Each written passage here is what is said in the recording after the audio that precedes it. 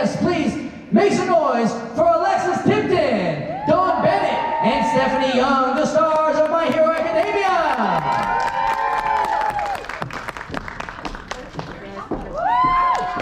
Yes, we want to keep you hydrated.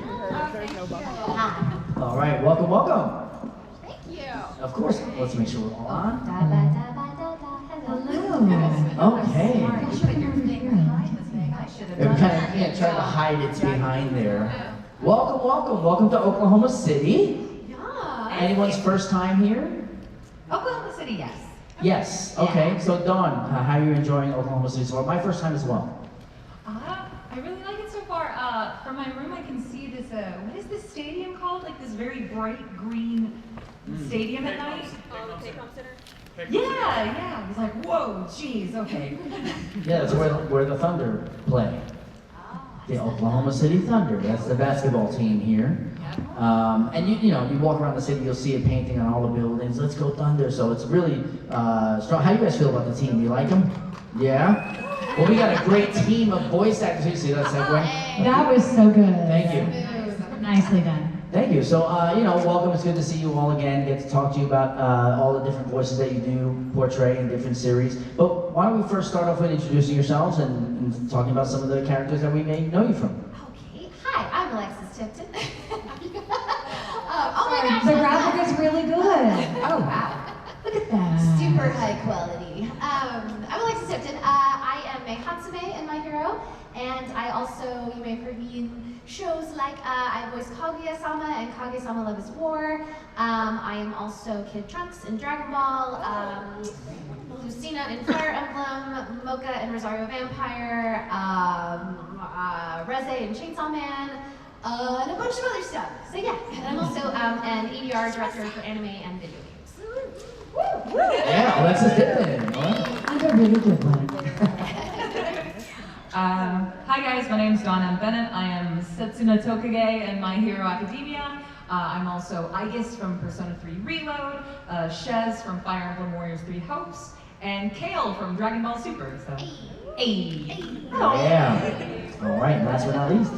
Hello, Stephanie Young. I voice Nana Shimada in My Hero Academia.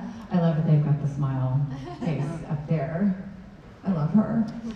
I also voice Nico Robin in One Piece. I voice Olivia Armstrong in FMA Brotherhood. I know it's a throwback, but I voice a lot of strong female characters, Rackney and Claire, and been directed by this one and this one. Did you direct the singing in Zombieland Saga? For those that know that show, the girl idol band out of zombies. Because that's how we roll. And we got to sing lots of stuff together. So anyway, so happy to be here. Love Oklahoma. And is this complex new, or is it just the hotel? It feels like very new. It feels very shiny. It's nice. It's nice. Only a couple years old. Okay, it feels like you can. We go to a lot of conventions, right? It's like, oh, this is lovely. OKC, thank you for having us. Yeah, so it's great to be here, and of course, great to share the stage with you all three. Get to ask you questions about some of the things that you do. Now, you did mention that all three of you are directors. I wanted to ask, how much of a role does it play in being a voice actor versus a director? And do you find it easier to be a director having voice acted before? I was talking to someone about this earlier at my table. I feel like being an actor makes me a better director, and being a director makes me a better actor. Like, they definitely feed into each other. And I always kind of half-jokingly say that directing always kind of scratches a different part of my brain. You know, it's still a creative process, but it is more logical than sometimes the acting stuff is. More administrative, more right-brained, if you will.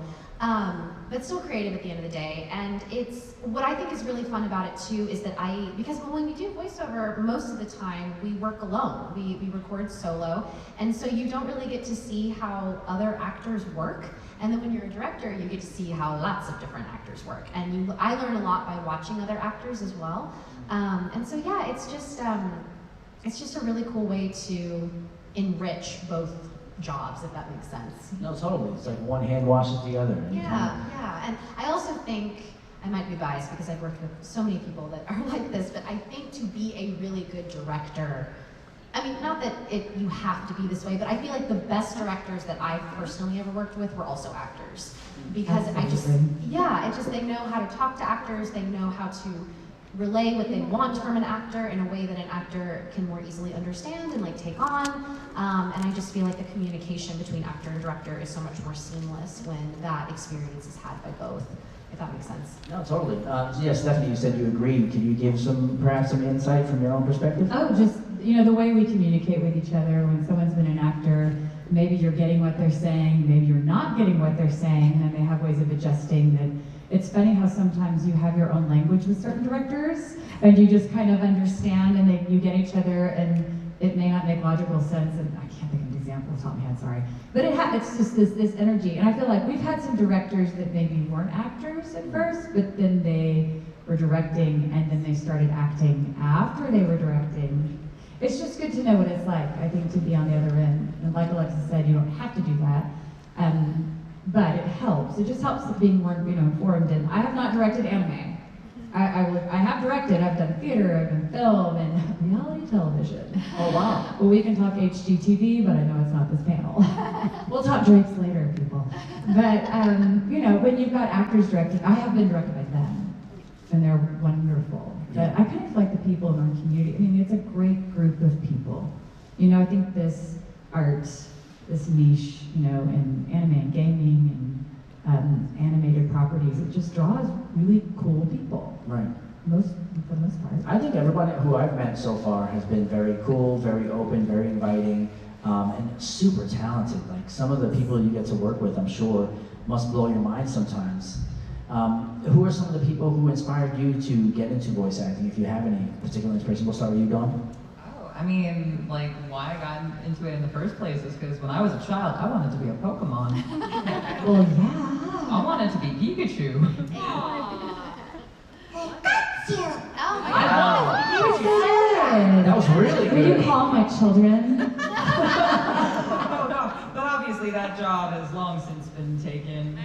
That lady's voice, like, if you ever watch an interview with the voice of Pikachu in Japan, like, she talks like that. She's like, Hajime Maste. I'm like, that's amazing. Right. But yeah, when I was a kid, I read a Pokemon magazine. I think it was called Beckett's Pokemon, which I don't think exists anymore. And it was an interview with Veronica Taylor, who was the first voice of Ash Ketchum. And that blew my mind as a child. I go, whoa, wait, this is a job, like a real job you would have? Also, Ash is voiced by a woman? It freaked me out. But when I told my mom at the time, she didn't know what voice acting was. She was like, oh, that doesn't sound lucrative. Go be a nurse. So I went to not medical school. I went to music school. Nice. Solid. Yeah. I love it. But yeah, like definitely Veronica Taylor was a big inspiration. And then later on, even when I started voice acting, Fred Tatasciore became a huge inspiration for me. I don't know who all here has seen Dragon Ball, but my character, Kale, she's this tiny little girl who hulks out.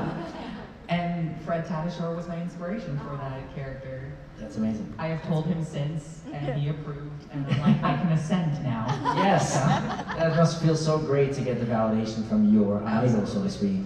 Anyone else want to take the same question? Gosh, I always knew I wanted to be an actor, but like voice acting it wasn't something that I set out to do. It was just, I'm an actor, and like this is just sort of the path that took. So But you started in traditional like screen? theater, theater. Oh, theater. And then Okay. I actually thought I wanted to be an on-camera an on-camera actor for a very, very long time. And I did try my hand at that and just realized it wasn't for me. But I always knew I wanted to act in some capacity, and then I was lucky enough for it to lead to voice acting, and I've just loved every minute of it. But it was kind of interesting though, because looking back, it was like, even though I didn't set out with that goal initially, Robin Williams was like my biggest inspiration as a kid, because he was always pulling out references and voices, and like I loved him as the genie in Aladdin, and I just like thought he was so much fun. And so I definitely feel like he's the inspiration, because I was constantly like quoting stuff as a kid, much to the chagrin of my family, and I would not shut up as a child. Sorry, Mom. But Hey, it became a career. I know, right? You At least mean- it led to something. But he was kind of, I would say he was kind of the one that inspired me to like play with my voice. And I loved how he was always, you know, referencing things and quoting things, and I did that so much as a child, and so that kind of helped me learn, unbeknownst to me until much later, learn about my instrument, so to speak. And yeah, and I love the energy he brought to everything he did, and I just thought that was so much fun, and I'm so sad we never got to tell him. Yeah, you're right, absolutely. With that role as a genie, you know, he did so many different voices and inflections and impersonations, and he was one of the best, if not the best, comedian and Well, just improv. fearless with it. And yeah, absolutely fearless. There was no fear to that man, absolutely. Yeah, and just such an inspiration. Yeah, a lot of like on-camera actors really inspired me, and just to learn about acting and to learn about just acting in general, and like Right. seeing where that took me. But yeah, a lot of really inspiring people out there. Yeah, for sure. You know, and that's one of the things that I always learn, and when I'm speaking with different voice actors, one of the main things that they always say when they're asked the questions, how do I get into voice acting? It's voice acting is acting. Yeah. You know, and you know, if you can reflect on that a little bit, Stephanie. Sure. You know, when it comes to taking the words on a page and actually bringing them to life, how much does acting actually play a role into that? Yeah, it's all of it, right? Yeah. I feel like sometimes people will come up to us and say, oh, I can sound just like so-and-so, which is something to be said, all Yeah. right? That's a skill. But when it comes down to you working as an actor, it needs to be acting. I also did not pursue voice acting, but I'm so glad we found each other. I could get tear. I love these people, just getting to work with them and to come to things like this with you. Yeah. And I started out political science in college. I was going to be a lawyer. Yeah, I know. And then I slowly made my way into the theater department and was so happy there, but it just seemed so crazy to do. I'm like, well, I'm going to get my degree in theater, but I'm going to be a lawyer because that's what I should do. And then I graduated and was like, I don't want to be a lawyer. I really like acting. And did theater and on camera and commercial voiceover, obviously very different.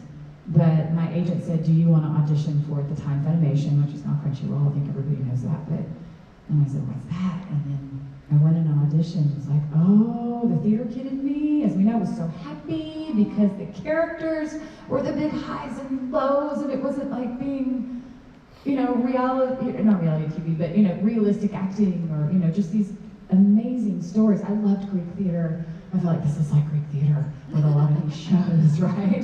Dragon Ball.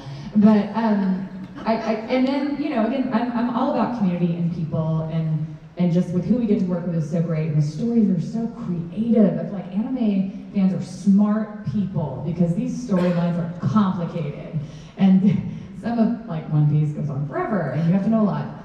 You don't have to, but it's good when you do. So I don't know. When I got in it, I didn't want to leave. And then it was just so wonderful and freeing as an actor to be able to voice all these, you know, different characters, you know. But just, yeah, I'm sorry, I went totally off your question, but acting, to be an actor. Yes. And you might find that when you study that, you might be involved in other forms of acting. And like, you know, they said that all these different creative forms, acting, music, singing, writing, they all work together. And they make each discipline better, right? I totally agree. Yeah, absolutely. It's, again, the one hand washing the other. The more you improve in other areas or realms, it can only bleed into and help levitate or rise up the other skills and talents that you have. We do have a microphone there. If you want to start lining up now, go ahead and do so. We're going to please keep it to one question per person. Please no A, B, C, D, X, Y, Z style questions. And again, I'll be the bad guy to cut the line off when we do run out of time. So, if you don't get to ask your question during this panel, we kindly ask that you visit them at their table. They'll be here all weekend, and you can go ahead and ask your question. So again, you don't have to just keep it to My Hero Academia. You can ask questions about voice acting in general, or about many of the other roles that they play. And again, we'll try to get as many as we can in the time allotted. And again, thank you so much for being here with us. I appreciate that. Of course. All right, hi, what's your name and what's your question? My name is Cole Placencia. By the way, before I start my question, Alexis, I totally relate to, you know, like quoting all these references to the detriment of my family. It's a thing. Anyways. I feel it, I feel it. But anyways, My Hero Academia has a lot of very unique designs and, you know, looks and everything. And my question to all of you guys is, who would you say is in your opinion, is the most well-designed, best-looking character? Ooh. I don't think I've ever heard that question in my There's a new That's one. yeah, that's a good one. Good start. Wow, I gotta to run through the roster in my head. There's so many characters. I was gonna say, like, the first three that come to mind are Dobby, Hawks, Bakugo. Yeah. I like Bakugo's design. I might be a little partial, but I think Mei Hatsume's hair is really unique. I have never seen that in another show, and I love seeing cosplays of her because everyone kind of has a different interpretation of what the hair's doing, and they all work. I've seen curls, I've seen dreadlocks, I've seen like the rave kind of wig with like I don't know what you call that, but that very like dystopian look. I've seen someone took batting and made like tubes out of it. Her hair kind of looks like a sea creature, and I'm here for it. But like, it's so unique and interesting, and it's always so cool to see how people tackle that with cosplay. Yeah, Endeavor's got kind of a cool look, like with the fire mustache. I do like the fire mustache. Yeah, do you have an opinion on that? Do you have a favorite one? That is a good question. I do agree, like the fire mustache, El Flamo. Yeah. I love it. Amazing. I love it. I feel like I have to say All Might. I don't know why. I didn't want to say that. But it's gotta be All Might, right? I would probably have to say All Might as well, mostly because it does have a heavy reference to Superman, and Superman being one of my all-time favorites. Yeah. And, you know, his character archetype is very similar, you know, the aspirational archetype. And, you know, Love that. being like one of the basically the heart and souls of, you know, that universe. Yeah. So, thank you. Thank you so much for your question. I was gonna say, I did have a question about Todoroki. Is his design like an homage to Zuko? I'm just wondering. Anyone? You might have a point. I say yes. The crowd says yes. Where's Dante Bosco? Let's ask him. All right, so if you grab that centerpiece of the microphone and just squeeze it, and it'll pull straight up. There's like a handle. Yeah, right there in your left hand. Now squeeze it. Yeah, there you go. Perfect. All right. Hi. What's your name and what's your question? Hi, my name is Demeter. My question is, if you could have any quirk from the My Hero universe, what would it be and why? Oh, it has to be for the My Hero universe. Gosh. Again, I'm trying to remember everybody's quirks. All the quirks. All the quirks. There's Oh so my gosh. many.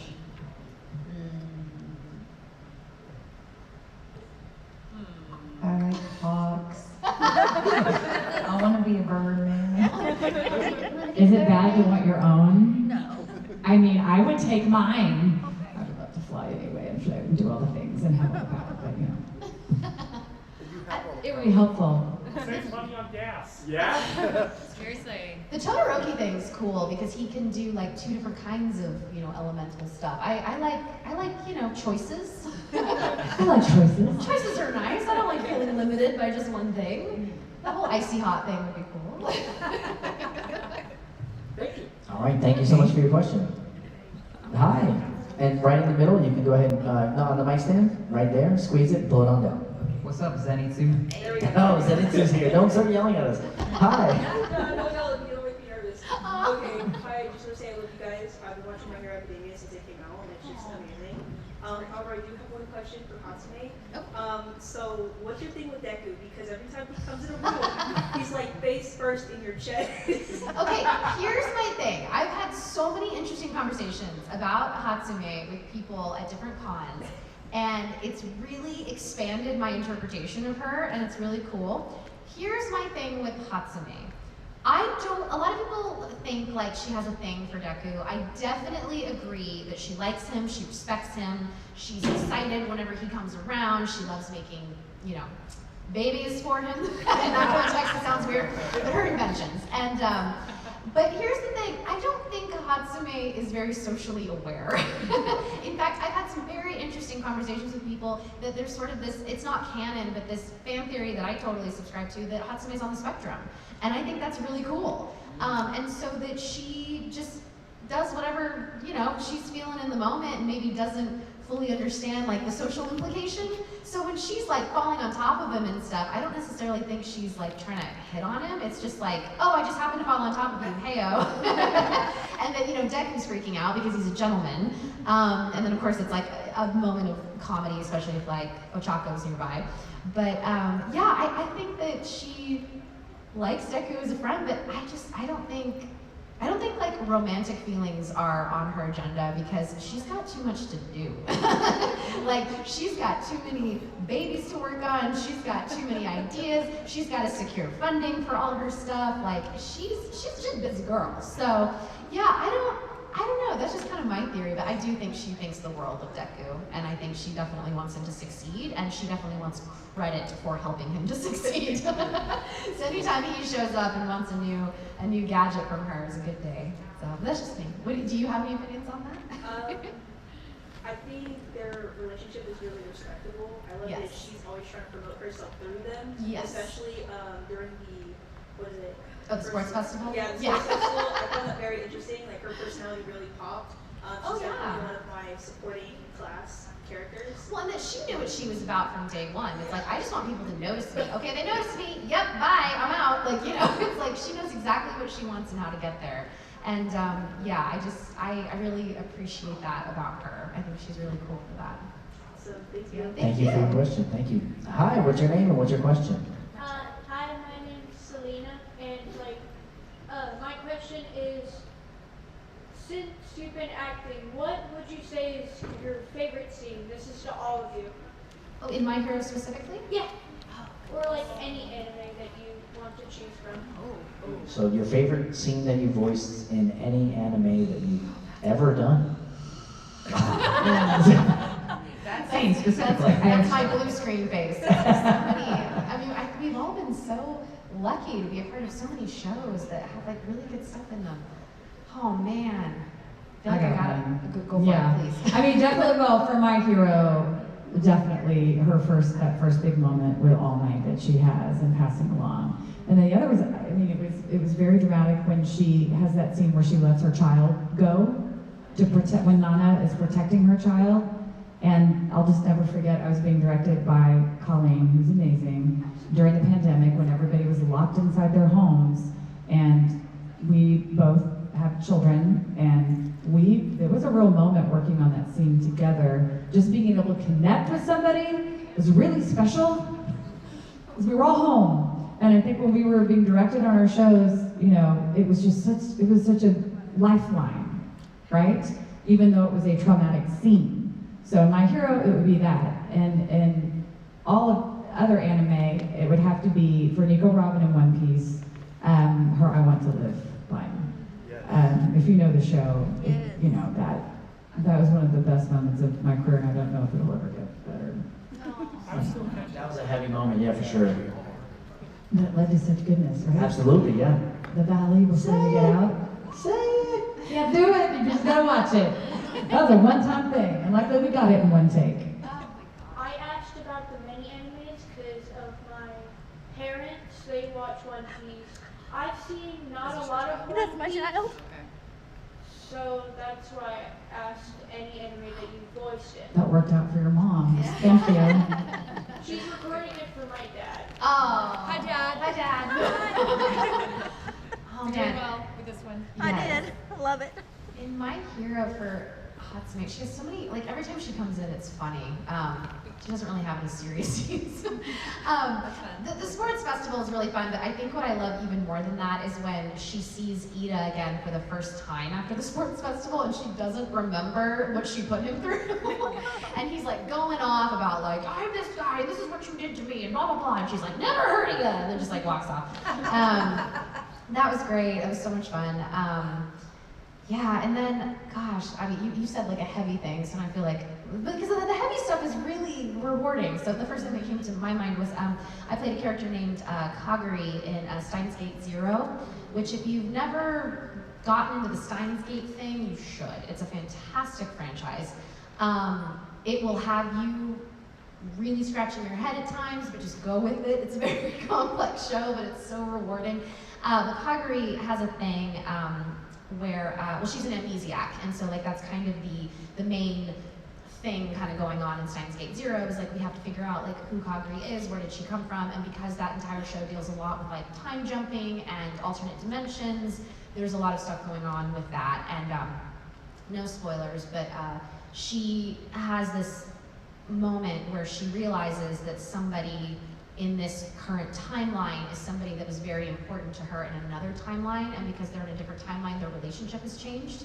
But she still remembers her from that previous timeline, and it was someone who was like very, very, very, very close to her, and it was like kind of a traumatic, the parting was a traumatic thing.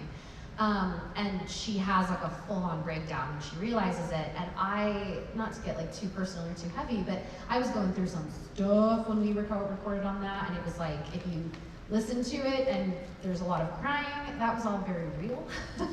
It was a massive breakdown in the booth, and it was very cathartic, and it's a beautiful scene. And it just filled me with so many emotions, and just really, it sounds weird, but just made me feel thoroughly human. When you're able to interact with material like that, it's really wonderful. And I luckily had a director that was, which is another reason this experience stands out to me, that just really took really good care of me during that. Like, it gave me a really safe space for that. And after it was over, it was like, we, meaning him and the engineer, we're gonna leave you alone for like 10 minutes. If you need a hug, if you need this, if you need water, whatever we can do. There was almost like aftercare working on that scene, which was really nice. And it's really beautiful when you feel like you can tell a story like that. So that was really profound for me. Yeah, I'm sure being able to draw from those raw emotions led to a more authentic and portrayal of the character. having a place to release them. Of course, yeah. Where I didn't necessarily have to release them with a direct line to the pain I was feeling, but it was like I can release this and help tell someone else's story, which is, I mean, that's part of one of the many reasons being an actor is so wonderful. So you like connected to your character. Yes, You felt absolutely. the pain that your character felt. Absolutely, and it wasn't a 1-to-1 ratio, but it was you can dig inside yourself when things like that happen and find ways to like pull from the same well, even if the circumstances are different. And it's just really something when you're able to when you're given an opportunity to do that. And so I was just very grateful for that. Yeah, Dawn. Oh, goodness gracious, guys. Sorry, maybe you can bring it up. Sorry, Economics. You got some comedy in there, Dawn? I thought of a thing, but okay, I got some comedy in there. Give us some comedy for Friday night. Okay. All right. So, like in My Hero, my favorite scene was my one fight scene against Bakugo, where he beat me. But I guess like. I don't know, because I was gonna go with like another downer scene. Do it. No, we're talking about acting and our love of acting. Okay. We love all of the Well, info. the first one will be short. Juicy. This one isn't anime specifically, but I was in a game called Diablo 4. Do you guys know Diablo 4? Okay, Yeah. They're all about it. They're all about it. I was in Diablo 4. I got to be in like this creature monster group with a bunch of people, including Fred Tatasciore, which freaked me out so bad. It was so cool. But Deborah Wilson was also there, who is an acting extraordinaire, and we were playing tortured souls in hell, and so we had to provide atmospheric voices. So if you played a game, like any of the background, like screams and all that, that's us. Deborah's like, I'm gonna go first, and she just starts wailing into the mic, and like I don't know what she was channeling, but she was like in pain. And like, you know, like sobbing and at the mic, and like Misty Lee had to come up and be like, you know, just let her do her thing, and then come like, okay, you're good, you're safe, like you're done. And she set the precedent for the rest of us. And I was like, oh boy. So like Fred goes up, does his thing, it's freaking amazing. And I'm like, well, guess I'll go now. And it was so weird. It's when you're in that moment, like suddenly. Oh, there weren't people around me anymore. It was, I am summoning, which you have to do this healthily, by the way, but I am summoning my own inner trauma into this microphone. And then like, time just kind of stopped while I'm screaming into this thing, tears streaming from my face. And then same thing, Misty Lee comes up behind me and she's like, that came from a place, didn't it? And I'm like, well, I wasn't expecting this today. Cool, but yeah, like that was, even though we didn't have any lines per se, that was one of my favorite acting moments. On a lighter note, when I was in Fairy Tale, I played Frosh in Fairy Tale. And there's a episode where Frosh gets lost. And the episode itself, awesome, had so much fun with that. I got lost going home. Do you guys remember? Art imitates life. Do you guys remember when Flower Mound had all that construction? Yep. Oh, Yeah, I didn't know where to go, and my GPS didn't either, so I was just like, well, it's dark. No. No! So I got lost going home after my frosh episode. It's hilarious. You know, it's funny though when it kind of carries over, just quickly. I was Claire in Claymore, and the best thing about being a female warrior that's constantly like monstering out and going, just letting it out, it was during the year I was getting married. And wedding is great. I love my husband, we're still together, but weddings can be stressful sometimes. Oh yeah. And I wasn't a bridezilla or anything, but I remember I would just work it out in the booth as a monster, as Claire, like, do you want chicken? What color napkins? Ah! Like, I would rather direct Shakespeare than pick out napkins, okay? It's funny, that's why I laugh that I work for HGTV, they don't know. But anyway, it's interesting how it can be therapeutic in the booth on multiple reasons, and how actors will go to the deepest, darkest places and be vulnerable and let that happen, and it feels very alive. And then it's funny too, because it's like, you know, your director's like, wow, that was a great take, and I'm like, thank you for paying me for this therapy session. Little did you know. Free therapy, yeah. Just become an actor. Awesome. Thank you so much for your question. You're welcome. All right, so we have about 10 minutes left, so I kindly ask no new additions to the line, and we will try to get through as many questions as we can. And I think we'll be able to do it. Yeah, lightning round. Hi, I'm Ben. To make this pretty simple, I know most of you guys probably don't intentionally do a bunch of research to your characters, probably because there's a ton of different characters. I wouldn't expect you to do a deep dive on each one of them. When you guys are cast into a character role, do you do any additional reading? Like, for my hero has several omakes, whether like Horikoshi will release additional information about them. Do you guys read up on any of that, or do you guys just get a character packet and go, all right, this is what we're doing? I have this, unless there's like different circumstances, which have happened a couple of times, it's my personal policy that I don't like to read ahead because I like to discover things with my character. And so then it's new information, and I also, when I'm directing, I discourage my actors from reading ahead, because if you know what's happening, especially if it's something really intense, the human nature response is you try to rehearse it. And you just never know like what your director's gonna want, or you don't know like how it's gonna be animated. Maybe it won't be the exact same as what's in the manga or whatever the source material is. So I personally love just going in, clean slate, clean mind, you know, what does he call it? Beginner's mind. And like not knowing what's gonna happen, because then if my character's like shocked by something, then that's genuine, because I don't know what's happening. So I just feel like that kind of lends itself better to the performance, but not everyone feels that way. That's just me personally. Same. Yeah, same. Same. It's gonna be like, wait, really, character packets? Yeah, the character packet is verbal, and it's the director telling you what to do. Oh. Yep, just trust your director. Yep. Okay. All right. My name is Rachel, and this is specifically for the voice actor of Mocha. Oh, Do you think that the male main character was a monster?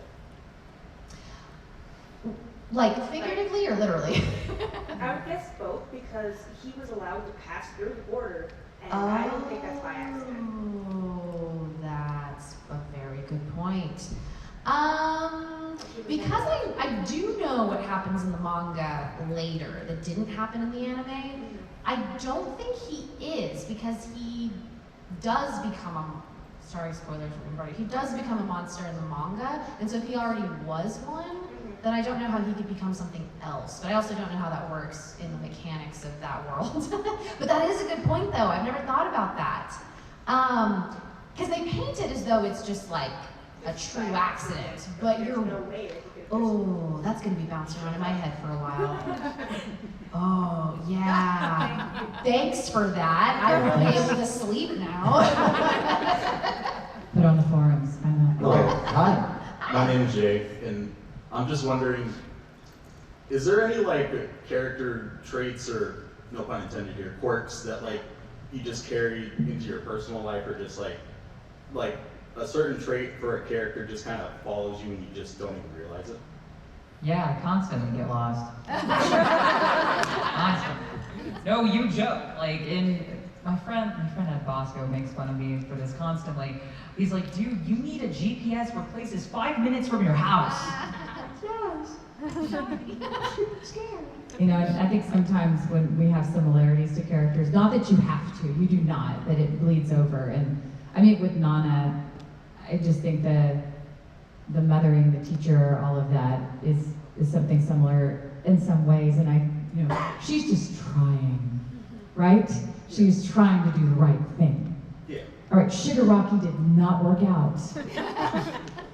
But she's trying, and so I feel like I'm trying. Yeah,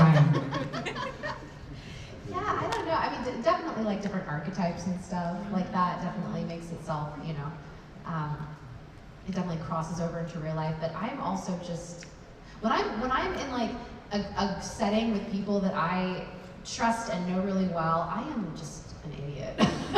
Like You're delightful. I am so quirky. I am so off the wall sometimes. I'm just ask my boyfriend. Like I do the most random stuff around the house. So I'm sure there's some crossover there with like quirky stuff. Thank you. All right, thank you. All right, come on up. What's your name and what's your question? Hi, my name's Shay, and I was just going to ask if Stephanie Young, with both characters, Nana and Robin, at least the two that I have watched, I'm sorry I don't know any others, but those are the main two that I do know.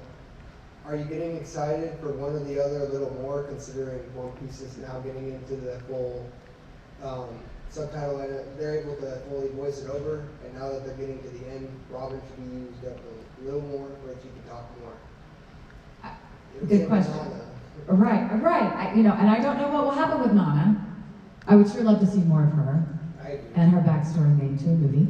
But with Robin, yeah, just being an egghead is very exciting. After the big Demonio Floor battle in Wano, that was thrilling. And it's just, we don't know where this is all going, but it sure is an adventure, and I'm just excited to be along for the ride. Thank you. Very excited. Very excited to see you. Thank you. All right. Hey, step on up. What's your name and what's your question? My name is Wilson Martin. I was just really wondering, do you guys have a hard time on the Q&A sometimes with certain questions and with certain answers in general? Like, is it rough sometimes? You mean from like a nerve standpoint, or from like oh gosh. For you guys, it's simple, really. I mean, I think all of us have like live performance background, so that, I mean, like being in front of people, I don't think is like a super big deal. And I mean, 99.9999% of the time, you all ask like awesome questions, you know, and that like aren't like weird or uncomfortable. So, you know, we don't have to be like afraid of what you guys are gonna ask us. But yeah, it's just, and I don't know, I like to think not just the three of us, but you know, everybody that we go to these cons with, like we just sort of, you know, like we're sitting on couches, for crying out loud. It just kind of feels like you're all in our living room. We just happen to have a microphone, you know, it feels very like personable and, you know. And when a host makes it feel that way, it helps, like you do. Thank you. Love talking to you. The only time when I get, which now I know, when I first started this, if someone's like, especially with One Piece, episode 632. How did you feel about Bobbity Bobbity Boo? And I'm like, oh man, I don't know. Tell me what's happening, because I don't know the number. Yeah. Right? It's a lot. You know, it's a lot. Yeah. But yeah. I was gonna say, I think it's definitely easier being on like a group Q&A too, versus like one by yourself. Yeah. But it's also nice because it's like, whether you're by yourself or not, I mean, it's also, you know, it boosts confidence to be like, well, you all are here because you thought you wanted to hear what we had to say, so that does help. You know, it's like we're not in a room trying to sell you something or convince you of something. Like, you came here because you wanted to talk with us about, you know, whatever the panel happens to be about. So that's always nice too. You know, we always know we're walking into a welcoming environment of people that wanted to be here. So we appreciate y'all being here. Thank you. Great question. Thank you. All right, our last two questions. Go ahead. Hi, what's your name? My name is Jackson Cochran. That's a lie. Your name is Deadpool. Yeah, I'm Ryan Reynolds. Oh my gosh. So this question goes directly to Dawn. Hi. So basically, what's funny about that is when I first basically found your name in something, I then just started seeing your name in all sorts of stuff and whatnot. But that first thing is actually what brings my question up, which is, if it ever got brought up into like being made, would you be possibly interested in a Freedom Planet sequel? Oh my god, of course. Well, Freedom Planet 3 then, because you played 2, right? Basically, I played the first one, I watched a bit on the second one, but I'm planning on playing the second one. So I know the whole storyline so far. Awesome. Yeah. If Sabrina wants to make a third one, I am absolutely down to come back for it. Without a question. Thank you. Of course, thank you. All right, and our final question. Hi. Hi. My name is Taj. What is your favorite movies? What movies are your favorites? Favorite movies. Good question to end on too. Oh my gosh. I have so many favorite ones. Anime movies or just movies? Movies or anything. Anything. Let's do like top 3 or something. Yeah, that's yeah. Y'all So go many good ones. first. Oh I'm my still gosh. deciding. Okay, I know that one of, in no particular order, I know that one of my favorite movies of all time is this movie called The Fall, specifically the one by Tarsem. He did like The Cell, like Lee Pace is in it, and it's amazing. If you've never seen it, it's great. Another one that's a big favorite of mine is The Secret Garden. Oh, yeah. Specifically the one with Maggie Smith in it. There's like a couple adaptations. That's like my whole childhood. I love it so much. Trying to think of movies that I can watch like over and over and over and over again. There's so many good ones. Ghostbusters. I mean, those are good too. Dressed as the Ghostbusters. That's hilarious. It's funny, I have a brother who likes to do top 5 lists. He's so funny, he's a surgeon. I don't know what I'm talking about it at the anime con, or GalaxyCon. But, and I never get my list together, and I always say I'm gonna get my list together, and here we are, I'm like, dang it, Tom is right, I should have my list. There's so many. Yeah, like hundreds of movies that I love. So many. I know for me, so if I want to, did you have more notes? Oh, I'm thinking still. Okay. Trying to narrow it down. If I want to just have like mindless fun and entertainment, I would love to hang out with like Cole Porter and F. Scott Fitzgerald. So there's a movie called Midnight in Paris, where at night Owen Wilson goes and hangs out with like Edith Piaf and all these greats. So I love that film, and it's in Paris, and I love that place. So I love to watch that. Right now, we have Moana going on in my house 24/7, and I'm in for it. I love some Lin-Manuel Miranda music, and I love that Disney film, and I think there's a live action coming out. So, but I love that. And gosh, and then if you talk about like, maybe art house films that really had like an effect on you, just beyond being entertained, that really made you think. I mean, it's pretty basic film school 101, but like Fellini's 8.5 is a movie that will just push on what you think about film, and probably because it's also set in Italy and down for that. I think I got mine. Okay, do it. Fantastic Mr. Fox. Oh, Yes. Yeah. I love the animation with that one so much. Ratatouille. I do love Ratatouille. Oh, we do too. Like, I feel like that's such an underrated Pixar film. It's so good. And the ride is great. Yes. Oh, I have not been on the ride, but now I World in Florida, there's a ride on. You'll love it. You're a mouse. I get to be a mouse. Or rat, excuse me, rat. Not a mouse. There's a difference. There's a difference. There's a difference. Sorry. And then the last one, which, great, another George Clooney film. Oh, Brother, Where Art Thou? Yes! I love that movie so much. Love that movie. I'm a huge Disney fan, but I'm gonna leave this off the list. I did think of my third favorite, The Birdcage. That's great. Yeah, with Nathan Lane and Robin Williams. It's Robin Williams. And Robin Williams. There you go. Yep. How can we not say Princess Bride, right? I think that was the one movie I learned every single word of. Inconceivable. Yes! I watched it when I had the flu when I was younger. I remember watching it, and you can memorize that movie. All right, well, thank you for your question. Thank everyone here for your questions. If you didn't get a chance, go ahead and visit them. They'll be down at their tables for the rest of the weekend. One more time, a big round of applause for Alexis Tipton, Dawn Bennett, and of course, Stephanie Young. We're going to take a stage selfie now. So why don't you all three stand right here on the edge of the stage, and everyone else just stand up in your seats. And again, these stage selfies are going to be available for purchase right outside, directly following this panel. All right, we got my man Skyper on the stage. Oh yeah, if you guys want to get a little closer, let's act like we know each other and like each other, get a little closer.